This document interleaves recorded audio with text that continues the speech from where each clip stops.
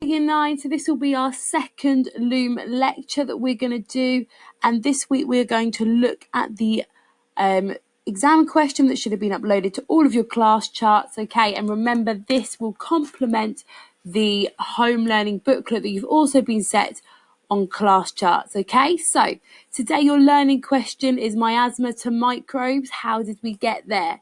Okay, so that should be all of you writing that down on a piece of paper. And your purple learning question, okay, so this is what is making your mind really stretch and push itself to its limits, okay, is what was the turning point for the fight against disease and infection. So a little do it now for you should be getting on with, okay. I would like you to be looking at the mind map on your screen. You should be thinking about beliefs on what caused illness before the 1860s, okay? And if you could create a spider diagram of different ideas which you know that people were believing which made them ill, that would be great. And I'll give you a moment to be getting on with that.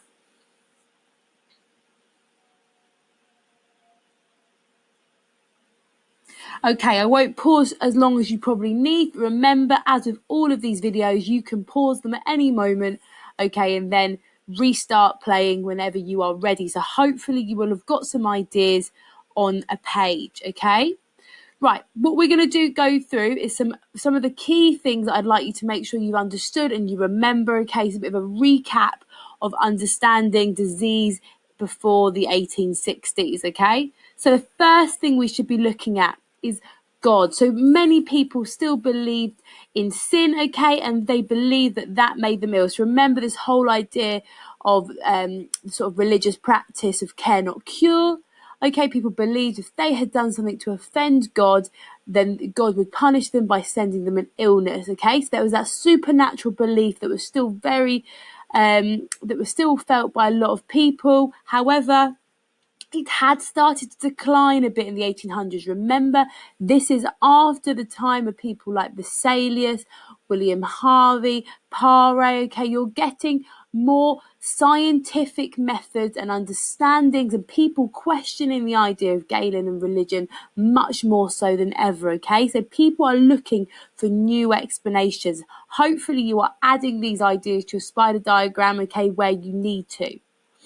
Right, so the other idea I'd like us to look at to begin with is miasma, okay? Remember, miasma is the sort of transition of bad smells, okay, or an infectious myth. So people believe that if you smelt something bad, then you were likely to get ill. And this obviously caused lots of problems with things like the Great Stink, okay, and all the pollution and bad public health. Remember, people are throwing their poo into the street. So you could probably think that actually a lot of London didn't smell great.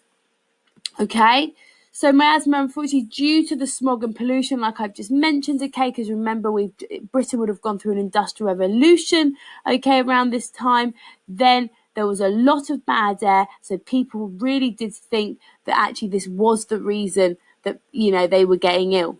So they are some ideas of illness, okay? So you've got God still around, it is in the decline, but you've also still got the ideas of miasma, all right? Remember, pause when you need to. So let's have a little look at some more newer ideas, okay? Miasma and God you already knew about. You've learned about that right from the start of your medicine unit, okay? So these are some slightly more new ones that are a bit more tricky to get your head around. Very relevant to today, guys. So you've got contagion. So this is the belief that infection was spread through contact with an infected person, believing it could be controlled by quarantine. And somebody who was a big promoter of this idea was someone called James Simon. Now, as you can imagine, probably in the current climate with COVID-19, okay, and the fact that all of us have been in quarantine, okay, so we are trying to reduce the spread of infection, okay, so people believed that you could get diseases, and obviously there was some really good scientific understanding. There were some diseases that were transmitted through the air, however there was a lot of them that we know weren't, okay, and the people hadn't got that understanding. As I said, okay, so this idea was often challenged because not everyone would become, who came into contact would become sick, okay? It doesn't always work like that, so that can't be the solution to the germ and disease problem. You had people called the anti-contagious, okay? So these are people that thought infections were related to environments, so such as the soil or water, and that creating disease, okay, would attack the weak in that area. So they believed that sort of environments that people lived in caused disease and they would make the weak people die. Okay, and their solution was to clean up an environment or an area, which obviously we know isn't a bad thing, but it wasn't actually the reason that diseases were caused. You then have a very common idea, which is spontaneous generation. Okay, so this is the belief that illness, okay, and some creatures could just appear spontaneously. Remember, spontaneously means magically, okay, under certain circumstances. So for an example, people believe that mice could just appear out of grain that was left out, or maggots would appear on meat that has gone off. Into the terms of germs, they thought microbes would magically appear when something rotted, okay, and it would cause the rot or disease. So they got this kind of the wrong way round, didn't they? Yeah, because we know that today, actually, it was the disease that obviously would have caused the rotting and that, and this sort of decay of things. However, they believed it was the other way around. The decay and rotting of things was actually causing disease. They hadn't quite got it right. There were some good ideas. There were some really, strong thoughts that was going on and some development. However, they were not quite there. Now, hopefully you're getting all of these notes down, and remember, pause whenever you need. Okay. So, who was Louis Pasteur? So, Pasteur was a French scientist who challenged the idea of spontaneous generation. Okay? In 1857 to 1860, Pasteur investigated why beer and wine went sour, a very, very serious trouble at the time. He used a swan neck flask to show if the air was kept out, the liquid would not go off. Pasteur found the microbe responsible for the souring, okay, and showed that if you heated the liquid that was inside the right temperature, that microbe would die. Okay, so as you can see the diagram there, that if you boiled it and wait, there was no growth, okay, but if you boiled it and broke the neck and you let the microbes in the air get back in, there was growth again. Okay, so his theory that he was trying to say, he proved that germs did not come alive on their own. Okay, they actually were caused by microbes around in the air, and therefore he disproved spontaneous generation. So this was Louis Pasteur's first step. Okay, because of this, he proved that it was a biological cause, okay, not a magical chemical reaction that a lot of people have thought up to this point. Now, he published his ideas in 1861 called germ theory. So if we're thinking about the development of germs, hopefully if we just stop here for a second, we have looked at the ideas that were around in the 1860s. So you still have some supernatural ideas such as God, okay, you've still got the ideas of miasma, right, that have been around for absolutely years. You then have some more newer ideas like spontaneous generation, okay, contagiosism. All of these things are newer, they're more scientific, but they're not right. So you've got you can see the sort of development starting to take place. Then you get Louis Pasteur, who, with the desire to solve this terrible alcohol problem, they're desperate to find out what's making all their wine and beer taste horrible, okay, he has managed to find out actually there are these things called germs. And this is what he publishes in 1861. So this should be like a superstar processing, okay, this is where it all starts. Right, just to make sure that you are getting all of these ideas down, and remember, you shouldn't be moving as fast as I am. You should be pausing, getting notes down, then carrying on. Here is a check stop 5 questions for you. So I'd like you to be jotting them down on your piece of paper, because if you get one of them wrong, maybe you need to revisit that idea, rewind the video and go back. So the questions are, what is the theory that believe that disease is caused by coming into contact with infected people? What is spontaneous generation? In what years did Louis Pasteur investigate why beer and wine went sour? How did Pasteur disprove spontaneous generation? And when did he publish his germ theory? Okay, and remember, pausing that, just give you a moment to try and jot some of these ideas down.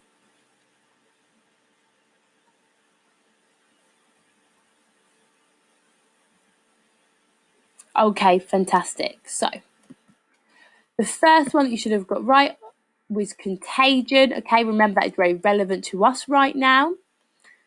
Number 2, what is spontaneous generation? Well, this is the belief that illness, in some creatures could just appear spontaneously under certain circumstances. Remember, this applied to germs, thinking that germs just appeared spontaneously. No one had made the link actually what was making these germs until, obviously, what happened, Louis Pasteur, and what year was that? 1857 to 1860s, when his investigations began. So how did he disprove spontaneous generation? This is the use of the swan neck flask. Remember, it's one of those flasks that's got a really thin, long neck that sort of arches over. Okay, you can Google it if you're not quite sure what it looks like, but it means the air could not get into the liquid inside. Okay, and he was then able to prove that if he heated liquid that had got the microbes in, he was able to kill that sort of that microbe off, and then by showing then that germs did not appear on their own. So finally, when did he publish this theory? Well, it was in 1861. So just make sure you're marking those, and if you haven't got one of those sections right, it might be worth you flicking back and revisiting it, okay? Okay, so then let's have a little look. So we know now that Louis Pasteur has, he's found the idea that germs do not appear on their own. Okay, he's disproved spontaneous generation. He's published this idea of germ theory. So now we need to think about, was he accepted in the short term? Okay, remember in history, it's really important. We're looking at short-term and long-term effects, okay, especially when we have a significance exam question, because we need to weigh up the significance over time. So the first person I would like you to, under a heading, was germ theory accepted in the short term, you should write Joseph Lister down. Okay, some of you will already know this gentleman very well. Your alarm bells will be ringing, okay, and you'll be familiar with him.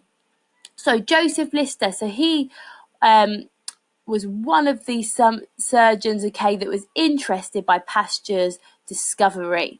Okay, and these sort of interest in Pasteur's germ theory led him towards using an antiseptic approach in his surgical operations.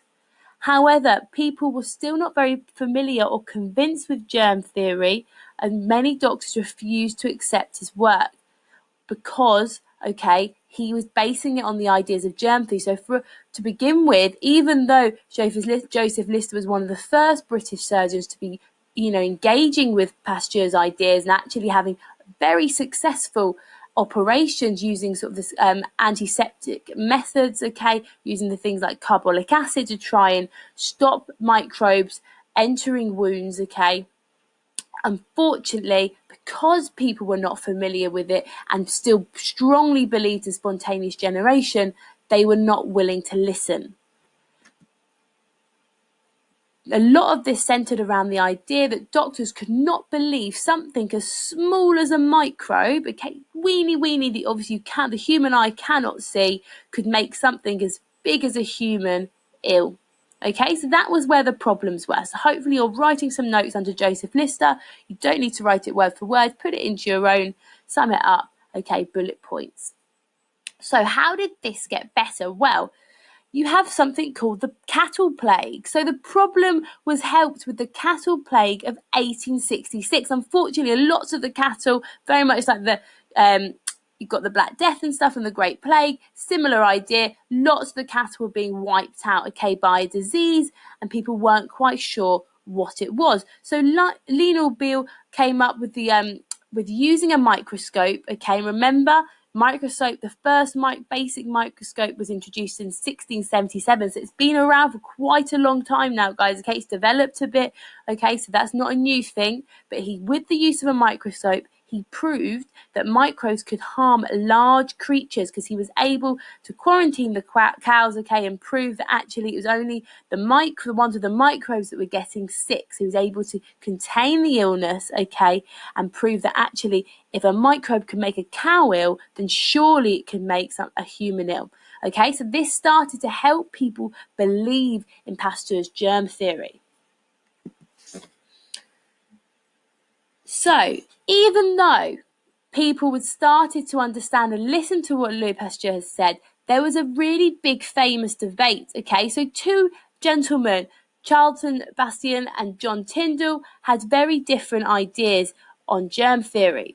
You had Charlton Bastian, who was the professor of anatomy at the University College of London. He argued that germ theory against germ theory, said it was completely not true, and he still supported spontaneous generation.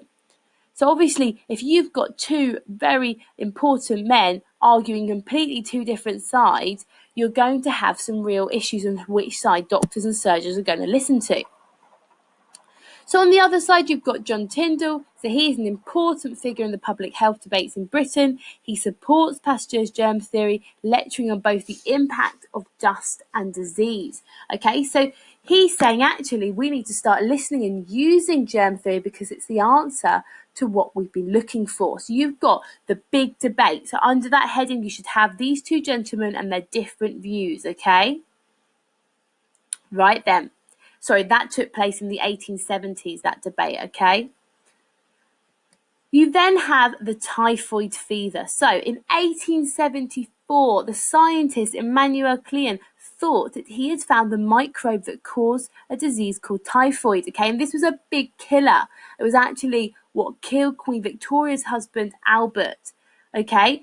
Unfortunately, he'd got it wrong. He hadn't actually managed to identify the microbe that caused typhoid. However, it started to help support the idea that there was a microbe there and that actually germ theory needs to be used and listened to if we're going to be able to actually find the right ones causing disease and start to combat disease. Okay, so these four things in the short term, although they didn't have massive significances, okay, they are all part of a puzzle which is starting to come together for people to understand and work on germ theory and try and be able to develop medical progress. Okay, so you need to understand these events and understand how they link together and start to help doctors and surgeons sort of come towards this more scientific approach to sort of understanding disease and infection. Remember pausing when you need to. Right, so was germ theory accepted? So where was the start of the acceptance starting to take place?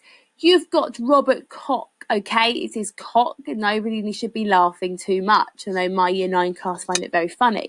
So the final part of the puzzle that we're talking about, okay, was Robert Koch, who was a German scientist who was able to prove that specific germs cause specific illnesses. Because remember, Louis Pasteur is someone who believes that one germ, there's a microbe that's causing everybody to be ill. However, Robert Koch comes along and he develops Pasteur's idea, says actually there are lots of different microbes causing lots of different illnesses.